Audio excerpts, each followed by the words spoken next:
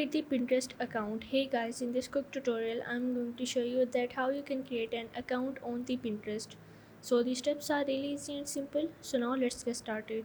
So first of all you have to open up your Pinterest application. Now once you are in here, you are in the home page. Now basically you have two options. One is the sign up and the second one is the login.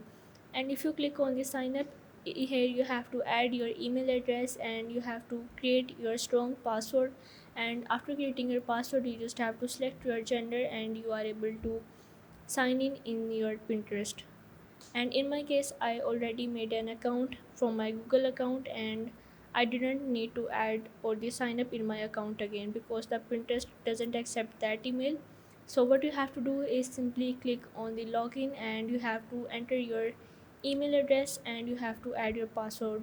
And in the top there is also three options. One is the Facebook, second one is the Google, and the third one is the with the Apple. I am continuing with the Google, and from here I just have to select the account and you are in the Pinterest. Now here you can add all of your pins and anything that you want to create in your Pinterest account. So that's how you can sign up in the Pinterest.